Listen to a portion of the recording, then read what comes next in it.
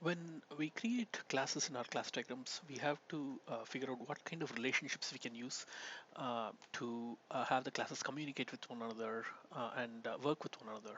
So there are various types of relationships that we can use in class diagrams. Let's look at simple association. So if you have a manager who's related to an assistant, you could say an assistant works for manager, and you have multiplicity here. An assistant can work for one and only on manager, and a manager can have one to many assistants working for him or her. So you could do that. If you have attributes and methods that are common across the manager and assistant classes, and there are also some differences, then you could probably do inheritance here, which is a type of relationship where you read it as manager is type of an employee, assistant is type of an employee, and so on. So in this case, I've shown the commonality here in the parent class, and if you have any differences between the two classes, you can show them in the children or the subclasses. Now, when there are no differences between manager and assistant, and if all the attributes and methods that we need in one are also needed in the other, then we really don't have two different classes. We really have to work with one class called employee. And if you want to show the works for a relationship, you would use what's called as a reflexive relationship. That's shown here. So this is called a reflexive or a recursive relationship, where you need to identify role names. It's the same class playing different roles at two different ends of the relationship. So an employee playing the role of a subordinate works for one and only one employee playing the role of a manager. An employee playing the role of a manager can have one too many employees playing the roles of subordinates working for him or her.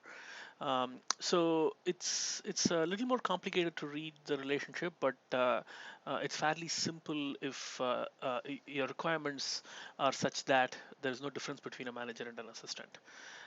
So that gives you an idea of some of the types of relationships we have. We have aggregation, which is a part of relationship, where if an engine is part of a car, a leaf is part of a tree, you can show different types of aggregations.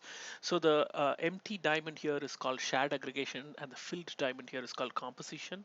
Um, they offer different degrees of strength in aggregation. Um, so in shared aggregation, the parts can become parts of different wholes. You can take the engine away from this car and assign it to a different engine, and that would still work. So the example of student belonging to a student team is good for shared aggregation.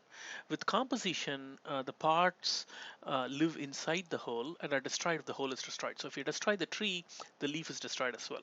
But if I dissolve a student team in my class, I can take the students away from the team and assign them to other teams, right? So that's the difference between shared aggregation and composition. Um, so inheritance we already talked about a little bit. It's a type of relationship.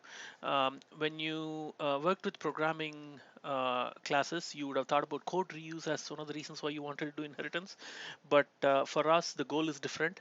Whenever I see an inheritance, I look for whether it is a type of relationship.